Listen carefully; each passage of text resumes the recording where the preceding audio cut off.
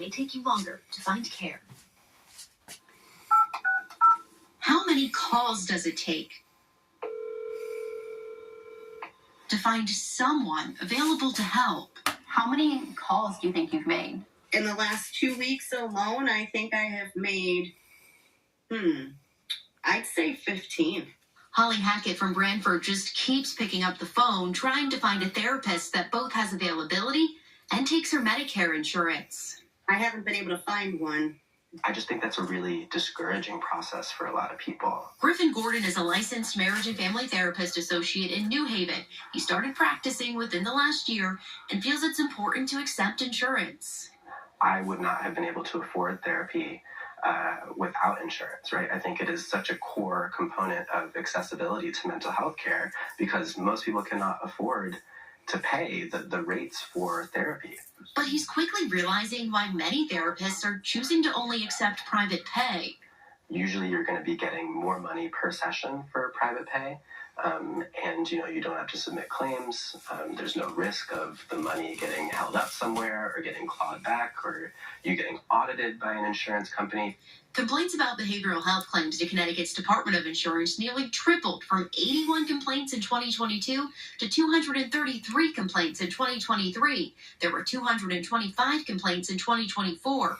And it's not just people looking for therapy filing complaints, it's the providers too. Like this complaint from a provider in Glastonbury whose claim from Aetna kept being rejected, writing she spent countless hours being redirected by them on the phone. Aetna responded back to the state saying it was a system error, apologized for the inconvenience, and paid the claim. A different mental health provider in Darien filed this complaint, writing that Cigna owed her $450 for 3 different sessions. Cigna responded that due to a processor error, we incorrectly denied the claims and went on to apologize for the oversight. There's a lot of extra risks that come with taking insurance that make it a lot harder for clinicians to do so. Griffin explains even when you get paid on time, therapists normally get paid less through insurance than if they take private pay. A 2023 report funded by Connecticut's Department of Children and Families found that for mental health claims, insurance reimbursement rates do not cover the true costs of delivering high-quality services, have not kept pace with inflation, do not reflect staff education and skill level, and are restricting the ability to offer compensation that attracts and retains qualified staff to the field. More experienced therapists are choosing to not take insurance anymore, which means that if you are taking insurance, then you are kind of relegated mostly to people who are more like me, right, who are kind of fresh out of school. American Health Insurance Plans, or AHIP, the advocacy group that represents health insurance companies, conducted a study in 2022 that found 89% of health plans are actively recruiting mental health care providers. And in a statement to the I-Team, a spokesperson said in part, health plans have reported significant year-over-year growth in the number of in-network mental and behavioral health specialists, telehealth, and care navigation services.